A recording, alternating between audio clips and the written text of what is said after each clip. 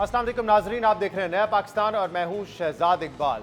गिलगित बल्तिस्तान की कानून साज असम्बली की 24 आम नशिस्तों पर पोलिंग कल होने जा रही है, जिसके लिए 18 सियासी जमातों की नामजद करदा उम्मीदवार समेत 250 से ज्यादा आज़ाद उम्मीदवार भी मैदान में मौजूद हैं। इन इंतखाबात में शरीक कौमी और मकामी सियासी जमातों ने तकरीबन 2 माह तक भरपूर इंतखाबी मुहिम चलाई है, लेकिन पिछले हफ्ते के दौरान इंतखाबी मुहिम में उस वक्त गैर मामूली तेजी देखी गई जब बिलावल भुट्टो जरदारी और आसफा भुट्टो जरदारी ने खुद पूरा हफ्ता पीपल्स पार्टी की इंतखाबी मुहिम को लीड किया और नून लीग के कायद मियां मोहम्मद नवाज शरीफ भी एक रोजा दौरे पर गिलगित गए, जहां उन्होंने सपोर्टर्स से खिताब किया।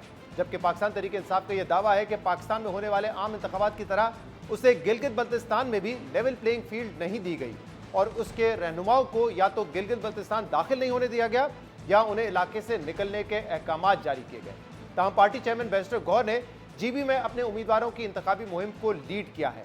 अहम बात यह है कि जीबी में पाकिस्तान तहरीक इंसाफ के उम्मीदवारों को पार्टी का इंतखाबी निशान बल्ला नहीं दिया गया और पार्टी के हिमायत याफ्ता 19 उम्मीदवार आज़ाद हैसियत में मुख्तलिफ इंतखाबी निशानात के साथ मैदान में मौजूद हैं, जबकि 3 हलकों में पाकिस्तान तहरीक इंसाफ और MWM के दरमियान सीट एडजस्टमेंट की गई है और इन 3 बड़ी सियासी जमातों के अलावा इस्तेकाम पाकिस्तान पार्टी भी इन इंतखाबात में हिस्सा ले रही है और उसने 15 हलकों में अपने उम्मीदवार नामजद किए हैं, जिनमें अक्सर वो अरकान शामिल हैं जो पाकिस्तान तहरीक इंसाफ से मुनरफ होकर फॉरवर्ड ब्लॉक में शामिल हुए थे और जुलाई 2023 में अदम एतमाद के बाद इस फॉरवर्ड ब्लॉक ने हुकूमत तश्कील की थी। दूसरी तरफ पाकिस्तान पीपल्स पार्टी और नून लीग ने भरपूर इंतखाबी मुहिम चलाई है, जहां दोनों पार्टियों के मरकजी कायदीन ने एक दूसरे की कारकर्दगी को निशाना बनाया। और दिलचस्प बात यह है कि बिलावल भुट्टो जरदारी ने इंतखाबी मुहिम के दौरान पाकिस्तान में बजट और आईनी मामलात पर गिलगित बल्तिस्तान के जलसों में तनकीद की है। जीबी में इंतखाबात कल होने जा रहे हैं, जबकि आज़ाद कश्मीर में भी 27 जुलाई को इलेक्शन का ऐलान कर दिया गया है और इंतखाबी शेड्यूल भी जारी कर दिया गया है। लेकिन इंतखाबी शेड्यूल के ऐलान के साथ ही आज़ाद कश्मीर में एक और सियासी हलचल देखी जा रही है, जहाँ 9 जून को पहिया-जाम हड़ताल और एहतजाज की कॉल देने वाली जॉइंट अवामी एक्शन कमेटी को कल आज़ाद कश्मीर हुकूमत के महकमा दाखिला ने कलअदम तंजीम करार दे दिया है। महकमा दाखिला आज़ाद कश्मीर के नोटिफिकेशन के मुताबिक जॉइंट अवामी एक्शन कमेटी के खिलाफ अमन और सलामती को नुकसान पहुंचाने और रियासत में तकसीम और इंतशार पैदा करने के शवाहिद मौजूद हैं और तंजीम अवाम को खौफजदा करने और माशरे में अदम तहफ़्फ़ुज़ का एहसास पैदा करने में मुलव्वस है।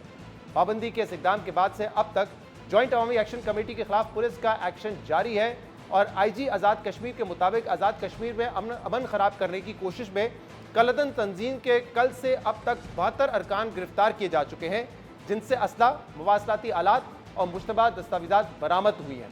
जबकि वज़ीर आज़म आज़ाद कश्मीर ने आज इस हवाले से जियो न्यूज़ से बात करते हुए कहा है कि आज़ाद कश्मीर में हालात जिस तरफ जा रहे थे उसके बाद जॉइंट अवामी एक्शन कमेटी पर पाबंदी ही लगनी थी। हमने मुहाजिर नशिस्तों पर 1 हफ्ते का वक्त मांगा, लेकिन एक्शन कमेटी ने वक्त नहीं दिया।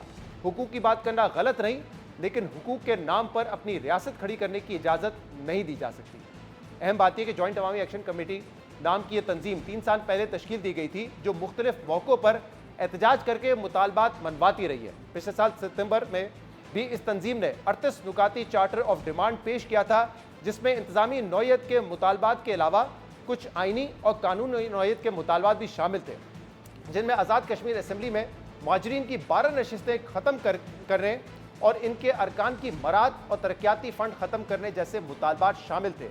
इन मुतालबात की मंजूरी के लिए एक्शन कमेटी के पाकिस्तान के वफाकी वज़रा और आज़ाद कश्मीर हुकूमत के नुमाइंदगान के साथ मुज़ाकरात भी हुए थे और पिछले साल अक्टूबर में एक मुआहदा भी तय पाया था, लेकिन मुहाजिरीन की नशिस्तों और मुहाजिर अरकान के फ़ंड के मामलात पर डेडलॉक बरकरार था, जिसकी वजह से तंजीम ने 9 जून को हड़ताल की कॉल दे रखी है। दूसरी जानिब आज़ाद कश्मीर और वफाकी हुकूमत का यह मौक़िफ़ है कि 38 में से 36 नुकात तस्लीम किए जा चुके हैं। 2 मामलात आइनी और कानूनी नौयत के हैं, जिस पर आज़ाद कश्मीर की कानून साज असम्बली और सुप्रीम कोर्ट ही राय दे सकती है। इन मामलात पर हम वफाकी हुकूमत का भी मौक़िफ़ लेंगे, नून लीग का मौक़िफ़ लेंगे, लेकिन सबसे पहले जीबी के इलेक्शंस में इस वक्त क्या सूरत हाल है, क्या मुकाबला वन साइडेड है या कांटेदार मुकाबला होने जा रहा है, इस पर बात करने के लिए जीबी से मौजूद हैं हमारे नुमाइंदा सादत अली मुजाहिद। बहुत बहुत शुक्रिया सादत साहब, आपने हमें ज्वाइन किया। जरा बताइएगा, कल जो जीबी के इलेक्शंस हो रहे हैं क्या एक्सपेक्टेड है, क्योंकि आमतौर पर यह देखा गया है पिछले 2-3 इलेक्शंस में कि जिसकी वफाकी हुकूमत होती है, जिस पार्टी की, वो हुकूमत बनाने में कामयाब होती है। क्या इस मरतबा भी ऐसा ही देखा जा रहा है या आपको लगता है कि कांटेदार मुकाबला होगा और मुमकिन है कि पिछली हुकूमतों की तरह एक कोalition गवर्नमेंट बने? यहाँ आपकी बात दुरुस्त है कि माजी में जो इंतखाबात हुए हैं उसके मुताबिक जो वफाक में जो भी जमात बरसर इक़्तिदार है उन्हीं की जमात यहाँ यानी इंतखाबात जीत जाती है।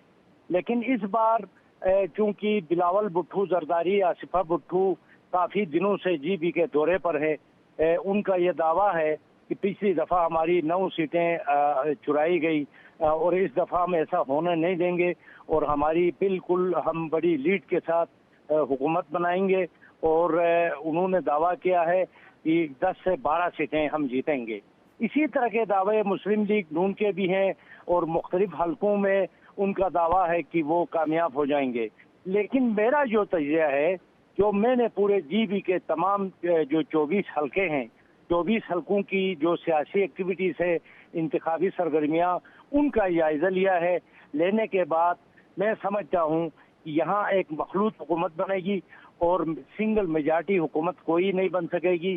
अलबत्ता अब देखना ये होगा कि वफाक के अंदर चूंकि आईनी ओहदे पीपल्स पार्टी के पास हैं बड़े ओहदे, और जबकि वफाक के अंदर हुकूमत कोलिशन गवर्नमेंट है, क्या उसी तरह की हुकूमत यहाँ बनेगी या कोई अलग सिंगल पार्टी जो है बरसर इक़्तिदार आएगी। तो इसका फैसला कल 7 जून को होगा। उसके लिए भरपूर तैयारियां साहब ये भी बताइएगा कि बड़ी तादाद में आज़ाद उम्मीदवार भी हैं, तकरीबन 250 हैं। उसमें जाहिर सी बात है पीटीआई बतौर जमात तो नहीं लड़ी, तो उनके भी जो उम्मीदवार हैं आज़ाद हैसियत में लड़े। तो आज़ाद जो हैसियत में उम्मीदवार है वो कितना मैटर करेंगे? क्योंकि पिछली दफ़ा हमने देखा जब पीटीआई ने हुकूमत बनाई थी, बहुत सारे आज़ाद अरकान ने उनको ज्वाइन किया था, और जिस पार्टी की वफाक में हुकूमत होती है उसके लिए ज़्यादा आसान होता है कि वो अपने पास ले आए उन आज़ाद अरकान को। तो ये आज़ाद उम्मीदवार कितना मैटर करेंगे इलेक्शन में आपके ख्याल में? आज़ाद उम्मीदवारों का इस बार मुझे कोई बड़ा रोल नजर नहीं आ रहा है। यानी पिछले 2020 के इंतखाबात में 10 सीटें पीटीआई जीती थी और 7 सीटों पर आज़ाद उम्मीदवार, यानी दूसरी बड़ी तादाद आज़ाद उम्मीदवारों की थी। और आज़ाद उम्मीदवार उसी पार्टी में शामिल हो जाते हैं जो हुकूमत बनाती है।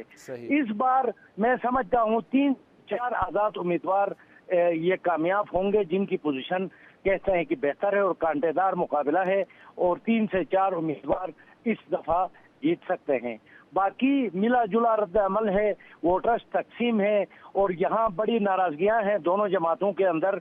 वो दूसरी जमातों को ज्वाइन कर चुके हैं, कोई आज़ाद, तो इस तरह वोटर्स बिल्कुल तकसीम है, इसलिए कोई सिंगल मेजॉरिटी नहीं आ सकती है। बहुत बहुत शुक्रिया सादत अली मुजाहिद हमारे साथ में आज़ाद जम्मू कश्मीर के जो मामला हैं उस पर और जीबी का जो कल इलेक्शन है उस पर बात करने के लिए इस वक्त हमारे साथ मौजूद हैं पीएमएलएन के सीनियर रहनुमा सेनेटर राना सनाउल्लाह। राना साहब बहुत बहुत शुक्रिया वक्त देने के लिए। राना साहब, जम्मू कश्मीर जॉइंट अवामी एक्शन कमेटी को कल कलअदम करार दे दिया गया है, क्या वजह बनी है इसकी? क्योंकि आपके जो आखिरी मुज़ाकरात थे, जो हुकूमती कमेटी के साथ मुज़ाकरात थे, वो 30 मई को हुए और ऑब्वियसली उसमें एक नुक्ते पर डेडलॉक था कि जो 12 मुहाजिरीन की नशिस्तें वो चाहते हैं ख़त्म हो जाए, उस पर बात नहीं बन सकी। लेकिन एक सियासी प्रोसेस था, वो चल रहा था, क्या वजह बनी कि फिर इस तंजीम को कलअदम करार दे दिया गया?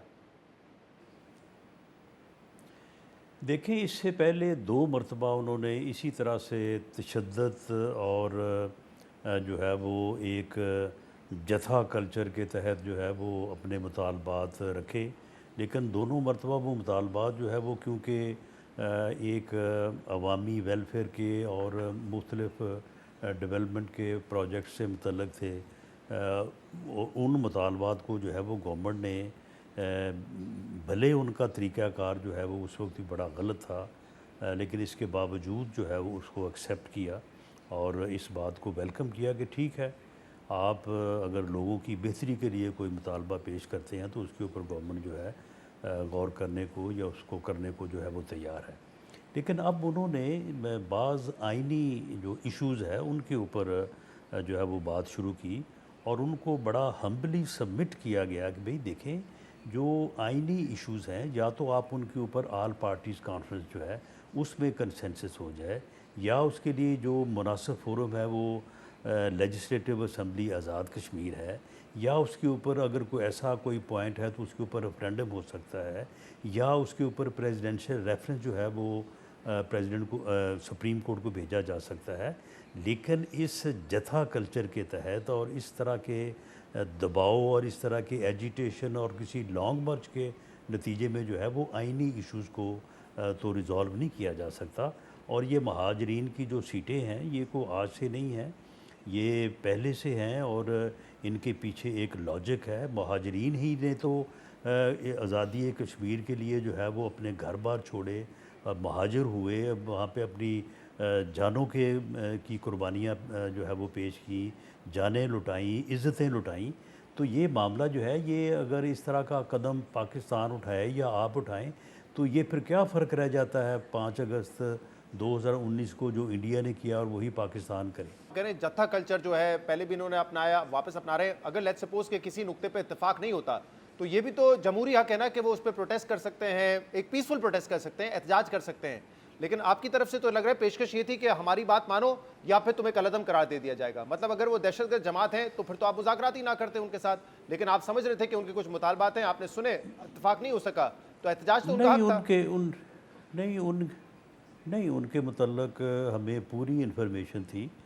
जो वो एजिटेशन की तैयारी कर रहे थे, जो ये लॉन्ग मार्च कर रहे थे, उसके लिए वो जो तकारीर कर रहे थे, जो वो तैयारी कर रहे थे, उसके पीछे जो उनको फंडिंग थी, हमें फंडिंग के सोर्सेज का भी जो है वो पूरी तरह से मालूम था। हमारे जो रेलेवेंट जो हमारे एजेंसीज़ हैं वो पूरा काम कर रही थी और वो चीज़ें जो है किस वो किस्म हमने की उनके तैयारी सामने थी और रखी फंडिंग कहाँ से मिल रही थी कि उनको? आप एक फंडिंग तो उनको जो है वो बाहर से मिल रही थी और वो जो जिन सोर्सेज से उनको मिल रही थी वो सारी चीज़ें जो है वो उनके सामने रखी गई और उनको ये कहा गया कि ये तरीक़ाकार दुरुस्त नहीं है, आप ये जो है वो तरीक़ाकार ना अपनाएं और ये जो आप लॉन्ग मार्च करना जा रहे हैं, इससे पहले जो आपने ये तरीक़ाकार इख्तियार किया था, आपको उस वक्त भी आपको इसलिए इजाज़त दी थी कि आप पीसफुल रहेंगे, लेकिन आप पहले दोनों मरतबा जो है वो पीसफुल नहीं रहे और उस वक्त भी जो है वो लॉ इन्फोर्सिंग एजेंसीज़ के जवानों का भी जो है वो जानी नुकसान हुआ, आपके लोगों का भी नुकसान हुआ। आप यानी मासूम लोगों को जो है वो साथ ले आए और आके उनको यहाँ पे इस किस्म की आपने यहाँ पे सूरत हाल पैदा की, जिसके नतीजे में जो है वो ये जानी और माली नुकसान हुआ और उनको ये बताया गया कि ये आप सारा कर रहे हैं और उनको फिर ये भी कहा गया कि आप ऐसा करें, इलेक्शन में हिस्सा लें, इसी मुद्दे पे हिस्सा लें, अगर आप जीत जाएं तो आके जो आपका दिल चाहे उसके मुताबिक जो है वो रिफॉर्म्स करें। उन्होंने कहा जी नहीं। फिर उन्हें कहा गया कि ऑल पार्टीज़ कॉन्फ्रेंस बना लेते हैं, उसमें आप भी बैठें और आगे बैठ के मुतफ़िका तौर पे कोई फ़ैसला हो जाए। नो। फिर उन्हें कहा कि ऐसा करें कि असम्बली में इस इशू को डिबेट कर लेते हैं। नो। उन्हें कहा कि सुप्रीम कोर्ट में रेफरेंस भेज देते हैं। नो। फिर उन्हें कहा कि आप ऐसा करें कि इलेक्शन होने दें और उस आपने इस लॉन्ग मार्च को इलेक्शन तक जो है वो मौखर कर दें। उन्होंने कहा जी नहीं, हम इलेक्शन को जो है वो होने नहीं देंगे, हम इलेक्शन को ज़ोर ज़बरदस्ती और राना साहब इसमें उनका मौक़िफ़ ये है कि आप लोगों ने जो हुकूमती मुज़ाकराती कमेटी थी उन्होंने अक्टूबर 2025 में इत्तफाक किया 38 नुकात पे, जिसमें से आप लोग कहते हैं कि तकरीबन 36 या 37 पर काम हो रहा है या फिर मुकम्मल उन पे अमल दरामद भी हो चुका है। लेकिन ये जो एक नुकता था 12 नशिस्तों वाला, वो कहते हैं कि इस पर भी आपने इत्तफाक किया था कि इसको ख़त्म करेंगे, लेकिन अब 8 माह गुजर गए हैं और नहीं हो रहा और अब जब हम कह रहे हैं कि इसको इम्प्लीमेंट करें तो आप कहते हैं वो वक्त कम रह गलत कह गया रहे है। हैं, क्या गलत? वो गलत कह रहे हैं और बददियांती से काम ले रहे हैं। उस वक्त ये इत्तफाक हुआ था कि 2 नुमाइंदे वो मुकर्रर करेंगे, 2 नुमाइंदे जो है वो आज़ाद कश्मीर की गवर्नमेंट मुकर्रर करेगी, 2 नुमाइंदे जो हैं वो फेडरल गवर्नमेंट के होंगे और इस बारे में जो है जो भी कानूनी आइनी पेचीदगी हैं उसके ऊपर वो रिपोर्ट तैयार करेंगे और उस रिपोर्ट के ऊपर जो है वो फिर आगे बढ़ा जाएगा। इन्होंने उस कमेटी का वैसे बाइकआउट कर दिया, उन्होंने कहा जी हमने इसमें हिस्सा ही नहीं लेना। अच्छा, तो पेशरफ्त हुई नहीं उस पर, लेकिन लेजिस्लेटिव असेंबली तो अभी भी मौजूद जी है। अगर अमेंडमेंट करना चाहे, इसको तब्दील करना चाहे तो आप कर सकते उसका थे। बाइक यानी आप शहजाद साहब उनकी हठधर्मी और उनकी ज़िद का ये आलम देखें कि उनको जब ये वहाँ पे बात हो रही थी तो मैंने और कमरुज़्ज़मान कायरा साहब ने यानी उनकी मिन्नत की कि आप ऐसा करें कि ये 10 जून का जो आपने ये 9 जून का जो आपने कॉल दिया इसको मौखर कर दें और ये हमने जो 2-3 तरीक़ाकार बताए हैं तो आप इनके ऊपर जो है वो गौर कर लें और उसके बाद दोबारा बैठ जाएंगे। उन्होंने कहा कि जी नहीं, हमने अब 9 जून का फ़ैसला कर दिया है, अब आप अगर ये सीटें भी ख़त्म कर दें फिर भी हमने करना ही करना है, फिर भी हमने आना ही आना है। और उसके अलावा उनकी कुछ गुफ्तगू ऐसी भी थी जिसके ऊपर या जिससे ये मालूम होता था कि ये बातें जो है वो इनको किसी और ने समझाई हैं और इनका प्रोग्राम जो है वो सिर्फ़ इन मुतालबात की हद तक नहीं है, ये इससे भी आगे है। अच्छा, मैं इस पे मौक़िफ़ तो नहीं ले सकता उनका, क्योंकि कलअदम जमात उनको करार दे दिया गया है या कलअदम तंजीम करार दे दिया गया है, तो उनका पॉइंट ऑफ व्यू हम नशर नहीं कर सकते। लेकिन आप कह रहे हैं कि उन्होंने कहा था कि अब आप सीटें ख़त्म भी कर दें तब भी हम अपना एहतजाज करेंगे। ये बड़ी अहम बात आप बता रहे हैं। लेकिन राना साहब, जी, उनके एक रहनुमा हैं उमर नज़ीर, उनकी बाकायदा वो वीडियो भी वायरल है सोशल मीडिया पे जिसमें वो ये फरमा रहे हैं जो मैंने अर्ज़ किया है। सही। तो अब राना साहब मुझे बताइएगा, वैसे एक जो उनका मुतालबा कि महाजरीन की सीट्स जो हैं इससे आप कंट्रोल कर लेते हैं पूरे आज़ाद जम्मू कश्मीर की पार्लियामेंट को हुकूमत बनाने में बड़ी मददगार साबित होती हैं। इसमें एक इशू तो ये है ना, अभी भी जो लेटेस्ट नंबर्स आज़ाद जम्मू कश्मीर इलेक्शन कमीशन ने जारी किए हैं उसके मुताबिक तकरीबन 33 लाख वोटर्स जो रजिस्टर्ड हैं वो इन 33 कॉन्स्टिट्यूंसीज़ के हैं जो कि एजेके में हैं। बाकी तकरीबन 4,38,000 वोटर्स हैं उन 12 कॉन्स्टिट्यूंसीज़ की जो कि मुल्क भर में है, 10 पंजाब में है और उनकी 12 सीटें हैं। तो ये जो नंबर है ये तो बहुत ही ज़्यादा इम्बैलेंस दिखा रहा है ना, कि जहाँ पर 33 कॉन्स्टिट्यूंसीज़ हैं, 33 लाख वोट हैं और यहाँ पे 12 नशिस्तें हैं और जो वोट है सिर्फ 4.5 लाख है। तो सीट को कम करने के एतबार से तो उनका मुतालबा दुरुस्त है ना? जी बिल्कुल, ये बात उनके सामने रखी थी कि आप ऑल पार्टीज़ कॉन्फ्रेंस में आ जाएं और इसमें जो इंतखाबी जो है वो नाहमवारी है या मुश्किलात हैं तो इसके ऊपर बात करें, हमें कोई एतराज़ नहीं होगा। एक बैलेंस नहीं है, तवाज़ुन नहीं है, कॉन्स्टिट्यूंसी उन्हें कहा कि इलेक्शन होने दें, कहीं पे बहुत ज़्यादा वोटर हैं, तो ये तो आपकी अक्सरियत है, आप लोगों की वहाँ पे पीपल्स पार्टी के साथ हुकूमत है, तो आप इसको तब्दील कर सकते थे, कम कर सकते थे, एटलीस्ट ख़त्म ना करते अगर आप समझते हैं कि मुहाजिरीन की सीटें रहनी चाहिए। उसमें देखें महाजरीन की सीटें रहनी चाहिए। उसकी वजह यह है कि जो तहरीक आज़ादी जम्मू कश्मीर है उसमें अगर कुर्बानियाँ किसी ने दी हैं तो वो है ही महाजरीन। जी, महाजरीन ने अपने घर छोड़े, महाजरीन ने अपनी इज्जतें लुटाई, महाजरीन ने अपनी जानें दी। बाकी लोग तो सारे अपने घरों में बैठे हैं ना। और जब ये इन सीटों का फ़ैसला हुआ उनकी तादाद को मलहूज़े ख़ातर रखते हुए, तो जो उनको हिस्सा दिया गया वो उस वक्त कोई ना कोई इसमें जो है वो स्ट्रेटजी या इसमें कोई ना कोई जो है वो वाइज होगा। लेकिन अब अगर उसमें कोई ऊपर नीचे करने की बात है तो उसके लिए फ़ोरम कौन सा है? उसके लिए फ़ोरम जो है वो लेजिस्लेटिव असम्बली आज़ाद कश्मीर है। और अब जब इलेक्शन आ गया है अगले 45 दिन में आइनी तौर पे ये मस्ट है कि इलेक्शन होना है, तो क्या ये इलेक्शन के बाद इसके ऊपर असम्बली जो है वो जो फ्रेश मैंडेट लेके आएगी वो उसके ऊपर बैठ के जो है वो फैसला कर ले? तो वोटर्स के तनासुब से सीटें होनी चाहिए और अक्टूबर में अगर आप लोगों का मुआहदा था तो उस वक्त से आप बैठ के इस पर काम कर सकते थे और इसको कम कर सकते थे अगर आप वो समझते हैं कि 4.5 लाख पे 12 सीटें नहीं बननी चाहिए। जी, इसी मकसद के लिए उनके साथ जो है वो कमेटी बनाई थी, लेकिन उन्होंने उस कमेटी का बाइकआउट कर दिया। यानी वो हर काम जो है वो धौंस की बुनियाद के ऊपर, जथा कल्चर की जो स्ट्रेटजी होती है या माइंडसेट होता है उसकी बुनियाद के ऊपर करवाने पे तुले हुए थे। अब आप ये कह रहे हैं धौंस की बुनियाद पे, उनको एक नहीं उनको कम से कम 5 हल हमने पेश किए कि ऐसे कर लें। ठीक है, और आप कह रहे हैं कि उस पे किसी ऑप्शन पे वो राजी नहीं हुए।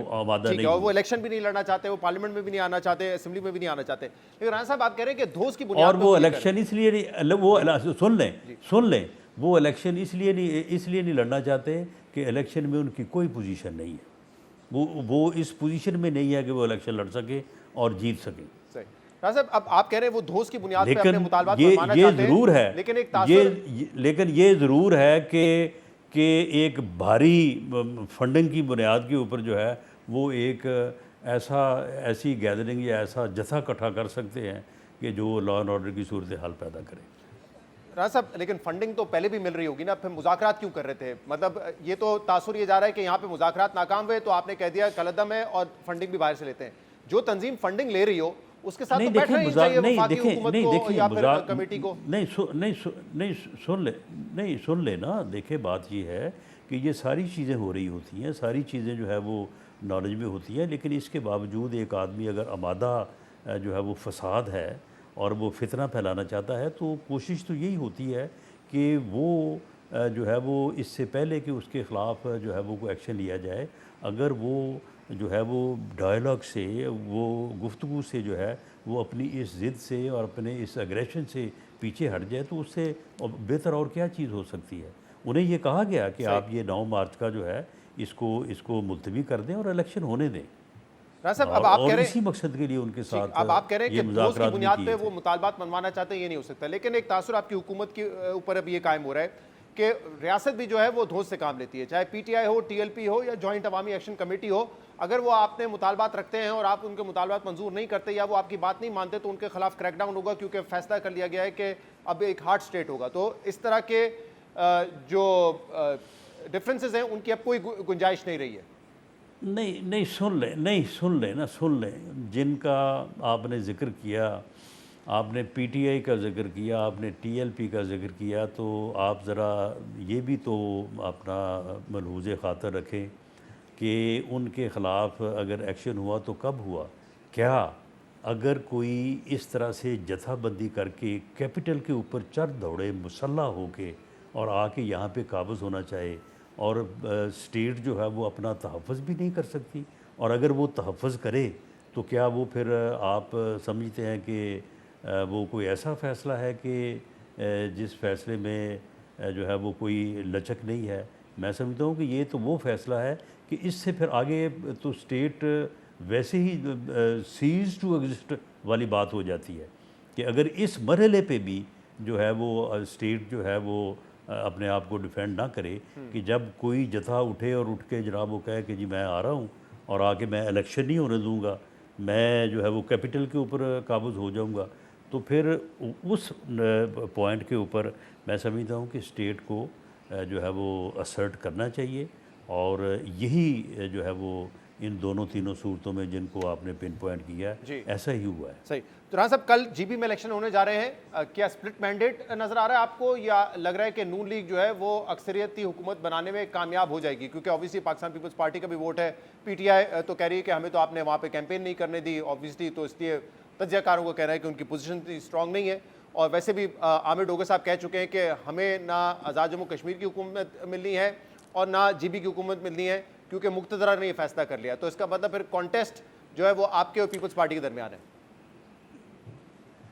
देखें, पहली बात तो ये है कि पीटीआई जो है वो वहाँ पे इलेक्शन में मौजूद ही नहीं है। एज सियासी जमात देयर इज़ नो पीटीआई कि वो जो इलेक्शन में हिस्सा ले रही हो, और वो सिस्टम से बाहर हैं, और वो सिस्टम से बाहर रह के बार बार वो सिस्टम पे हमलावर हो रहे हैं। 9 मई को भी हमलावर हुए थे, उसके बाद वो 24 नवंबर को भी हुए थे। तो ये तो उनका फैसला है, उन्होंने अगर सिस्टम से बाहर का क्या मतलब है? क्योंकि सिस्टम से तो वो कह रहे हैं हमें बाहर रखा जा रहा है, हमें पॉलिटिकल सिंबल नहीं पार्टी दिया। के तौर पे वो कह रहे हैं हमें सिंबल नहीं दिया, हमें रजिस्टर नहीं कर रहे। नहीं तो फिर सिस्टम से बाहर रखा जा रहा है या सिस्टम से बाहर है वो एक नहीं रखा नहीं जा रहा। वो क्या 9 मई को उनको ज़बरदस्ती किसी ने उनसे ये एक्ट करवाया था? जब वो हमलावर हुए थे स्टेट के ऊपर, जब वो हमलावर हुए थे कैपिटल के ऊपर और जो है वो अदारों के ऊपर, तो क्या वो किसी ने ज़बरदस्ती उनसे करवा दिया जैसे था? 2024 के इलेक्शन में अगर पीटीआई बतौर जमात नहीं थी तो ये और उनको सिंबल नहीं दिया गया था, तो वो 9 मई की वजह से था, या क्योंकि उन्होंने अपने इलेक्शन नहीं करवाए थे इस वजह से उनको सिंबल नहीं मिला? और आइंदा भी जितने भी इलेक्शन होंगे 9 मई की वजह से क्या उनको बतौर जमात हिस्सा नहीं लेने दिया जाएगा, कि ये पॉलिसी है? देखें बात ये है कि अगर वो एक पॉलिटिकल पार्टी के तौर पे जो है वो अपना रवैया बिहेव नहीं करेंगे और एक पॉलिटिकल पार्टी के तौर पे एक्ट नहीं करेंगे, तो फिर उनको एज पॉलिटिकल पार्टी जो है वो फिर किस तरह से वो जो है वो यानी लीगल और कॉन्स्टिट्यूशनल फेवर जो है वो दी जा सकती है। सही, तो मतलब मैं ये बात कर रहा हूँ, ये सिर्फ जवाब बना दिया जाता है कि आपने इलेक्शन नहीं कराए, इंट्रा पार्टी इलेक्शन नहीं कराए, ये सिर्फ जवाब होते हैं। असल बात ये है कि वो पॉलिटिकल पार्टी की तरह बिहेव नहीं कर रहे, इसलिए उनको इजाजत नहीं होगी। बात ये है ना कि वो भी एक वजह है, लेकिन 9 मई भी एक बहुत बड़ी वजह है, और 24 नवंबर भी एक बहुत बड़ी वजह सही। है, और इसके अलावा उनका थ्रू आउट जो रवैया है वो भी एक वजह है। ठीक। और वो जीबी में इलेक्शन कमीशन ने जो है वो उनको अलाउ नहीं किया, परमिट नहीं किया, तो जीबी के इलेक्शन में पीटीआई इज़ नॉट देयर। ठीक है। अब वहाँ पे जो जमातें हिस्सा ले रही हैं उसमें मैं एट द इव ऑफ इलेक्शन कोई ऐसी बात नहीं करना चाहूँगा जो किसी के एतराज़ का बायस ठीक। बने। मैं अपनी पार्टी की पोजीशन जो है वो आपके सामने रखता हूँ कि 24 सीटों में से 2 सीटों में हम इंडिपेंडेंट कैंडिडेट्स को सपोर्ट कर रहे हैं, 22 हमने टिकट जारी किए हैं। उन 22 में हमारी जो है 15 सीटों पे हमारी पोजीशन जो है वो बहुत बेहतर है। उन 15 सीटों पे हम नंबर 1 नहीं तो नंबर 2 पे होंगे, ये मेरी बात आज नोट कर लें। कोशिश तो हमारी ये है कि हम सब पे नंबर 1 पे हों, लेकिन बहरहाल माइनस प्लस जो है वो यही रिज़ल्ट होगा। सही। अब पीपल्स पार्टी भी वहाँ पे कैंपेन कर रही है। इस कैंपेन के दौरान हमने देखा ऑब्वियसली एक दूसरे पे जो रिवायती इल्ज़ाम लगते हैं वो तो लग रहे थे, लेकिन बात हो रही थी जो डिविजिबल पूल है या एनएफसी है उस हवाले से बड़ी बात की। बिलावल साहब ने जैसे कहा कि बीआईएसपी को अगर आप सूबों को दे देंगे तो प्रैक्टिकली आप बीआईएसपी को ख़त्म कर रहे हैं। फिर आपने अभी कैपिटल टॉक में हामिद मीर साहब को जो इंटरव्यू दिया उसमें आपने ये कहा कि बीआईएसपी में करप्शन भी है, उसका डेटा भी ठीक नहीं है, उसकी कोई अफादियत भी नहीं है, हम लोगों को भिखारी बना रहे हैं। इसमें नदीम अफजल चंद साहब ने जो है वो अफसोस का इजहार किया है आपके इस बयान पर। आप ये कहा है कि आपकी जो जहनीत है वो गरीब दुश्मन जहनीत है, यानी कि वो कह रहे हैं कि दुनिया भर में बीआईएसपी प्रोग्राम को सराहा जाता है कि इससे डायरेक्ट कैश डिस्बर्समेंट हो रही होती है, अच्छा प्रोग्राम है, इफेक्टिव है। आप कहते हैं कोई अफादियत नहीं है, तो वो कह रहे हैं अफसोस हुआ है उनको आपके इस बयान पर, क्या कहेंगे? आप मुझे बताएं कि किसी भी जो है वो फैमिली को 2 माह या 3 माह बाद वो 13,000 या 17,000 देते हैं। आप मुझे बताएं कि इससे कौन सी फैमिली है जिसका जो है वो 3 माह या 2 माह उसका गुजारा हो सकता है? कोई बिल्कुल इसका कोई जो है वो बेनिफिट नहीं है। इसको इस यानी प्रोग्राम को अगर ये वाकई ही पावर्टी एलिविएशन प्रोग्राम है तो इसके ऊपर जो है इसका कोई तरीक़ाकार जो है वो अदरवाइज़ होना चाहिए। और दूसरी बात यह है कि अगर 18वीं तरमीम का सूबा ने फ़ायदा उठाना है, एनएफसी में जो शेयर फार्मूला सोर्सेज का बिटवीन फेडरेशन एंड प्रोविंसेस मुकर्रर हुआ है उससे भी फ़ायदा उठाना है, तो फिर जिम्मेदारियाँ भी उठाएं ना। ये सोशल वेलफेयर प्रोग्राम है, सोशल वेलफेयर जो है वो सब्जेक्ट सूबों का है, तो सूबे इस वज़न को उठाएं और जो इसको बेहतर समझते हैं वो बिल्कुल इस तरह से इसको चलाएं। और अगर कोई इसमें कोई तब्दीली लाना चाहता है, इसको एक यानी स्किल प्रोग्राम के तौर पे या जो है वो एम्प्लॉयमेंट यानी जो है वो लोगों को हुनरमंद बनाया जाए, लोगों को जो है वो ऐसे इस तरह से लोगों की मदद की जाए कि वो तालीम हासिल करें और उसके बाद जो है वो खुद अर्न करने के काबिल हों। राज साहब फिर वही सवाल ना, देखिए अब जब ये बहस हो रही है कि वफाक के पास रिसोर्सेज कम रह जाते हैं, सूबों को ज़्यादा मुंतकिल कर जाते हैं, तब ये क्यों एहसास हो रहा है आपको कि ये बीआईएसपी प्रोग्राम जो है ये तो अफादियत ही नहीं है इसकी, तो बल्कि इसमें करप्शन है। 2013 से 18 आपकी हुकूमत थी, हर साल आप बीआईएसपी में फंड्स बढ़ाते जाते थे। 2022 से 2026 तक आपकी हुकूमत, वज़ीर आज़म शहबाज शरीफ 5वां बजट देने जा रहे हैं, इसमें भी बीआईएसपी होगा। तो अब जब ये डिबेट चल पड़ी है कि वफाक के पास वसाइल नहीं है, सूबे कुछ जिम्मेदारियां शेयर करें, उस वक्त क्यों याद आ रहा है कि ये प्रोग्राम अच्छा नहीं है? आप तो नून लीग तो खुद इस प्रोग्राम को कंटिन्यू रखे, इसमें फंड बढ़ाती रही है। देखें, पहली बात तो ये है कि सूबों को ये रिस्पॉन्सिबिलिटी सूबों की बनती है, सूबों को ये रिस्पॉन्सिबिलिटी उठानी चाहिए। और दूसरी ये बात भी है कि सूबे जो हैं वो इस प्रोग्राम को ज़्यादा इफ़ेक्टिव तरीके से चला सकते हैं, वो इसको बेहतर मैनेज कर सकते हैं।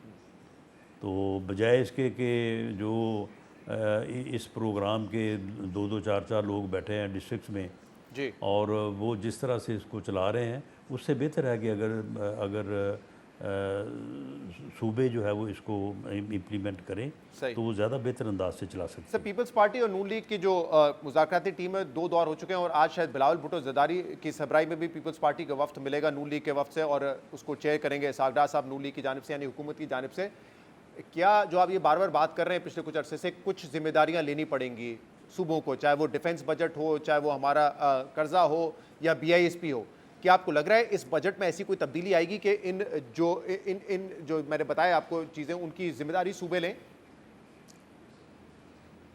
देखिए जी, there is a specific figure 1700 अरब जो इस वक्त जो जिस नंबर पे बात हो रही है, मैं उस नंबर को तो कंफर्म नहीं करता, वो ऊपर नीचे हो सकता है और मैं उस नंबर को जो है वो ऑन एयर भी नहीं करना चाहता। लेकिन देयर इज़ ए नंबर कि उस नंबर के या उस नंबर के मुताबिक जो है, जब तक सोर्सेज जो है वो फेडरेशन के पास, मरकज़ के पास नहीं होंगे, तो ये बजट जो है जिस तरह से बनाया जा रहा है, तो इसके बनाने में जो है वो मुश्किलात हैं। तो वो ये मामला जो है वो one way or the other, वो दाएं से करें या बाएं से करें या आगे से करें या पीछे से करें, सोर्सेज भी यही हैं। और आखिर मुल्क भी जो है वो फेडरेशन ने भी चलना है और सूबों ने भी चलना है, तो इसको जो है वो तरीकाकार फ़र्क क्या हो सकता क्या है। नंबर मैं लेकिन आप नहीं बता रहे, इसके ऊपर मैं बता देता हूं, आप आज बता दें ठीक है कि नहीं है। 1700 अरब रुपए के आसपास नंबर है ये। बहरहाल बात इसी के ऊपर हो रही है, लेकिन मैं इसको रिजेक्ट या कंफर्म नहीं करता।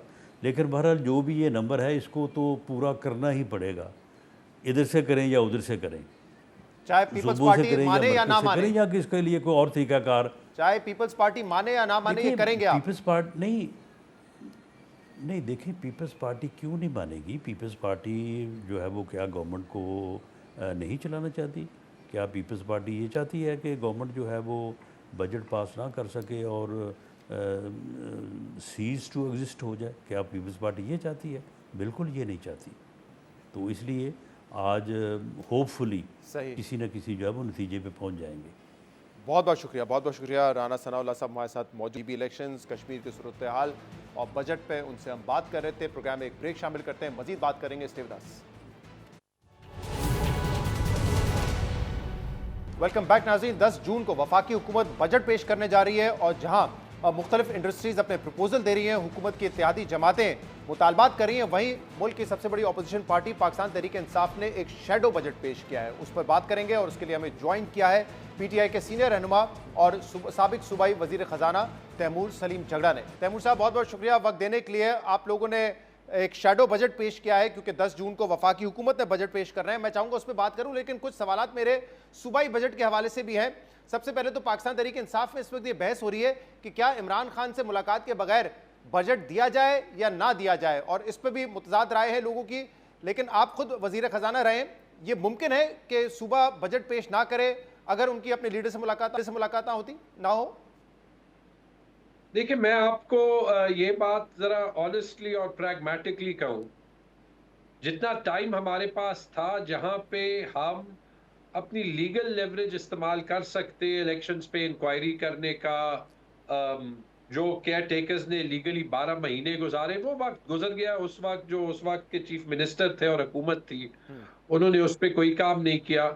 मेरे ख्याल में आज जिस तरीके से ये निज़ाम कानून को तोड़ता है, तो बजट ना पेश करने का कोई फायदा नहीं है। मैं जो सिर्फ 2-3 इस पे सजेशंस दे सकता हूँ सूबाई हुकूमत को, because honestly I don't represent them. जी जी। नंबर 1 ये कि सोहेल अफरीदी साहब जो भी इसके मुताबिक प्रोनाउंसमेंट करे, ही शुड बी केयरफुल कि सिर्फ जो है वो कहने के लिए बात ना करें, क्योंकि लास्ट ईयर भी अली हमीद ने पहले कहा था मैं पेश नहीं करूंगा, फिर उसने कहा था कि मैं पास नहीं करूंगा, उससे आपकी क्रेडिबिलिटी जाती है। दूसरी बात ये कि बजट पेश करें, खैबर पख्तूनख्वा के इंटरेस्ट में पेश करें। और तीसरी बात ये कि जो आपने फाइट करनी है खैबर पख्तूनख्वा के रिसोर्सेज के लिए, बड़ी अजीब बातें ओवरऑल हो रही है in the context of the 18th amendment, जी, वो फाइट जरूर फेडरल गवर्नमेंट से उठाए कि इस मुल्क का मुस्तकबिल इस बात पे है कि फेडरेशन और सूबों के दरमियान ताल्लुकात कैसे होते हैं। राइट। तैमूर साहब, ये भी इस वक्त डिबेट में है ना कि जो डिविजिबल पूल में सूबों का हिस्सा है उसमें है, अब उसमें से कुछ टैक्सेस निकाल के, हो सकता है कि कुछ टैक्सेस आप डिविजिबल पूल में से निकाल दें, या कुछ हेड्स हैं जिनकी जिम्मेदारी जो है वो सूबाई हुकूमतें ले लें, जैसे बेनजीर इनकम सपोर्ट प्रोग्राम है या दिफाई बजट है, फलाना फलाना फलाना, ये इस तरह के प्रपोजल चल रहे हैं। तो आप भी क्योंकि इस मनसब पे रहे, वजीर खजाना रहे सूबे के, आपको लगता है कि इस वक्त एक इम्बैलेंस है और सूबों को अपने कुछ रिसोर्सेज कम करने चाहिए ताकि वफाक के रिसोर्सेज बढ़ जाए? यार मुझे तो हैरत होती है शहजाद, आज वफाक के पास इतने कम रिसोर्सेज हैं। आज वजीर आजम ने इख्तियार ले लिया कि वो जिस सरकारी अफसर को चाहे, जितने ऑनरेरियम वो एक शहनशाह की तरह देना चाहे वो दे सकते हैं।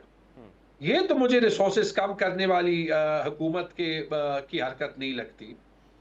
जो जिस तरीके से हम बात करते हैं ना कि सूबे वफाक को रिसोर्सेज दे दें, मुझे पता है कि डिफेंस को ज्यादा पैसों की जरूरत है, मुझे पता है कि वफाक कर्जे जो है वो ज्यादा लेता है। Who is talking about the elephant in the room? जो बड़ा मसला है वो क्या है? हुकूमती अखराजात। I want to say these things bluntly, छोड़ेंगे यार, मैं पीटीआई का मेंबर भी हूं या मैं एक सियासतदान हूं। हुकूमत में 10 लोग मुलाजिम होते हैं, एक बंदा काम करता है। वो जो 9 काम नहीं करते वो आपके मेरे टैक्स के पैसों से या हमारे नाम पे जो कर्जा लिया जाता है वहां से भरा जाता है। ये जो पेट्रोल पे 200-200 रुपए के टैक्सेस है ना, इसीलिए है ना। ठीक है जी। औरंगजेब साहब, I have no doubt on his capability, Pakistan के सबसे बड़े बैंक के प्रेसिडेंट रहे हैं। उनको ये नहीं पता ये जो सारी बातें हो रही हैं, क्योंकि ये लेट्स से कि हुकूमती अखराजात के कम करने की बात है। ये औरंगजेब साहब और ये चारों फाइनेंस मिनिस्टर्स मिल के एक कंबाइंड प्लान नहीं बना सकते कि सूबे भी करें, वफाक भी करें, पॉलिटिकली अनपॉपुलर हो। मैं आपको कहता हूं करंट एक्सपेंडिचर कम कर दें, 1000 अरब रुपए निकलेंगे। आपने अपने जो शैडो बजट है उसमें कहा है कि कम ऑस्टेरिटी के जरिए अखराजात हुकूमत कम कर सकती है 500 अरब से, और तकरीबन 400 से 500 अरब रुपए पेंशन रिफॉर्म्स के जरिए बचाए जा सकते हैं। Do you think practically possible है, इतना करंट एक्सपेंडिचर कम हो सकता है? मैं आपको साबित कर देता हूं।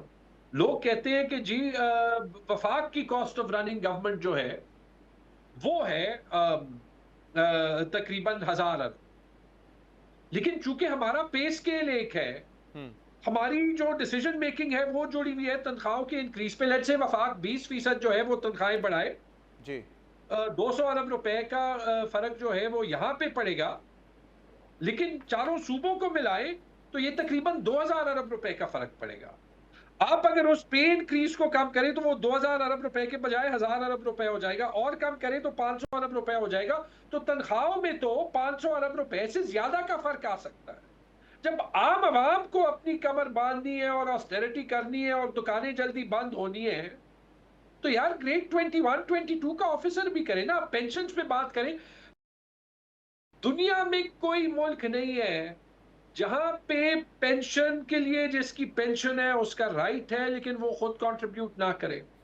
आपको याद है शहजाद के हमने खैबर पख्तूनख्वा में नए एम्प्लॉइज को as a first step contributory pension पे लेके चले गए थे। It was a very difficult move politically, वो चूंकि हमने कर लिया, वफाक ने भी फॉलो कर दिया। एग्जिस्टिंग एम्प्लॉइज, आपके पेंशन का बिल 2500 अरब रुपए है जो चीन ने किया है। चीन के पास हमसे कम पैसे तो नहीं है ना।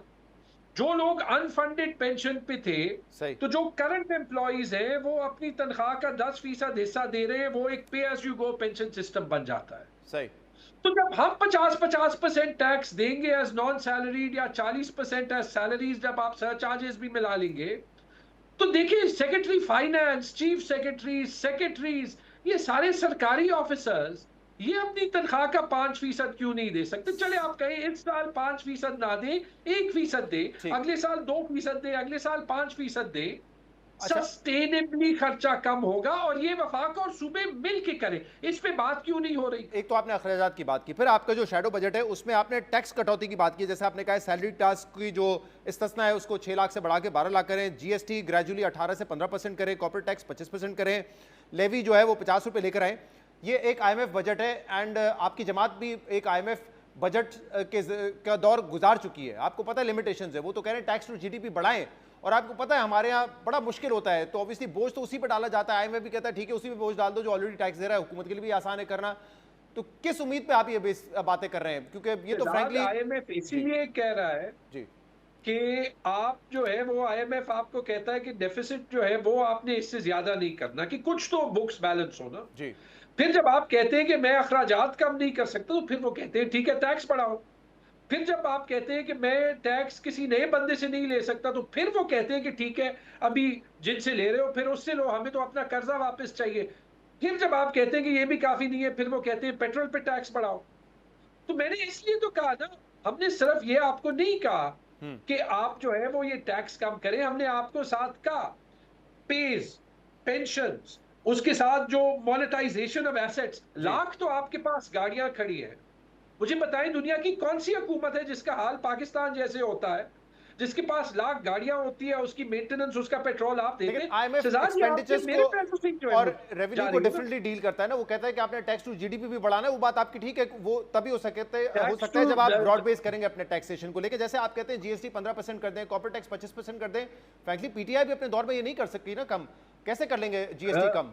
हमने पेट्रोलियम लेवी तो बढ़ाई थी, हमने आपको आखिरी साल में पाकिस्तान की तारीख का सबसे बड़ा टैक्स इंक्रीज भी दिखाया था, जो 2021-22 में था। मेरे ख्याल में 4.7 अरब से 6.5 या 6 या तकरीबन 4.7 ट्रिलियन से 6.5 या 7 ट्रिलियन के करीब, आई थिंक तकरीबन कोई 30% जो है वो टैक्स इंक्रीज हुई थी। ठीक है जी, मैं आपको कह रहा हूं एक साल में, वो 2 साल कोविड के बाद हमने ये ट्रेन सही पटरी पे शुरू की थी, डिस्पाइट द फैक्ट कि दुनिया इमरान खान के खिलाफ थी, क्योंकि वो एक फॉरेन पॉलिसी, एक आजाद फॉरेन पॉलिसी के हक में था।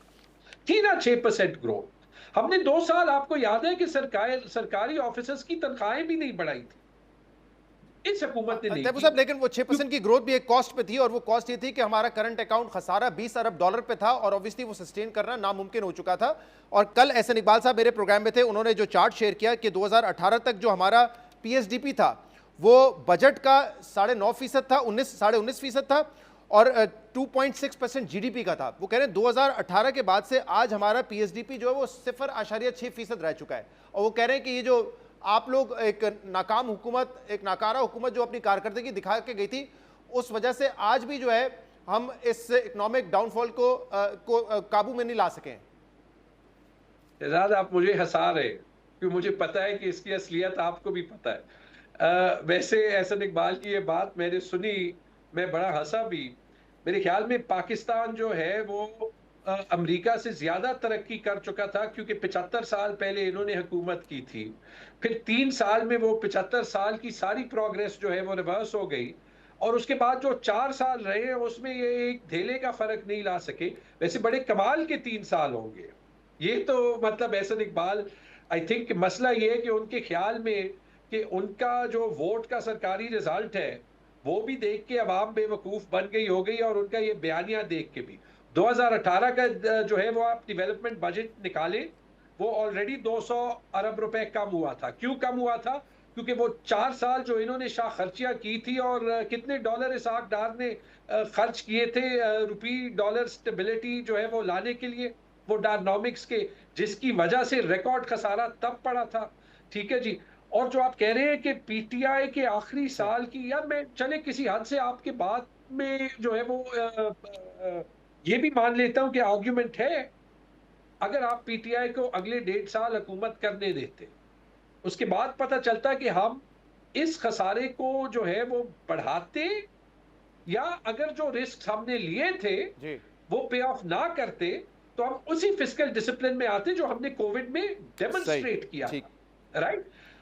हकीकत तो सिर्फ यह है कि उसके बाद 4 साल गुजरे, और वही जो एहसन इकबाल ने वो ग्राफ ट्वीट की थी, वो 4 साल में डेवलपमेंट बजट का भी बेड़ा गर्क हुआ है, हमारी इकोनॉमिक ग्रोथ का भी बेड़ा गर्क हुआ है।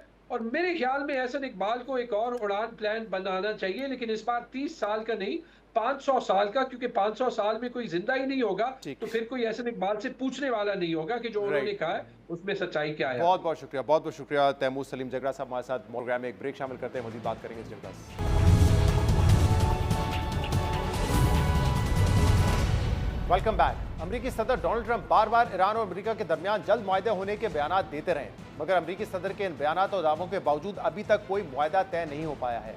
बल्कि दावों के बरक्स अब दोनों ममालिक के दरमियान हालात मजीद कशीदा होते नजर आ रहे हैं, क्योंकि आज सुबह एक मरतबा फिर से दोनों ममालिक ने एक दूसरे के अहदाफ पर हमलों का दावा किया है।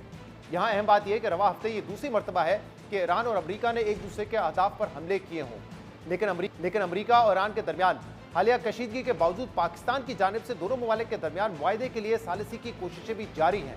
और इसी सिलसिले में आज एक मरतबा फिर से वजीर दाखिला मोहसिन नकवी ईरान के दौरे के लिए रवाना हो चुके हैं। बीबीसी के मुताबिक वजारत दाखिला के एक एहलकार ने बताया है कि वजीर दाखिला सुप्रीम लीडर के लिए फील्ड मार्शल आसिम मुनीर का पैगाम लेकर जा रहे हैं, जबकि वजीर आजम शहबाज शरीफ ने भी ईरानी क़यादत के लिए खुसूसी पैगाम दिया है। दूसरी तरफ आज होने वाले हमलों में पहले अमरीकी सेंटकॉम ने ईरान के जजीरों गोरोक और किशम में ईरान के रडार साइट्स को निशाना बनाने का दावा किया है, जिसकी वीडियो भी जारी की गई है। जिसके बाद ईरान ने कुवैत में 2 अमरीकी अड्डों को निशाना बनाने का दावा किया, जिसमें अली अल सालिम एयरबेस भी शामिल है। इसके अलावा पासदारान इनकलाब ने बहरीन में भी अमरीकी बहरिया की 5th फ्लीट की तनसीबात को निशाना बनाने का दावा किया है। इसलिए अब देखना होगा कि इस कशीदा सूरत हाल में ईरान और अमरीका के दरमियान मुआहदा कितना जल्द तय पा सकता है। आज के प्रोग्राम में इतना ही। शो से इजाजत दीजिए। अल्लाह हाफिज।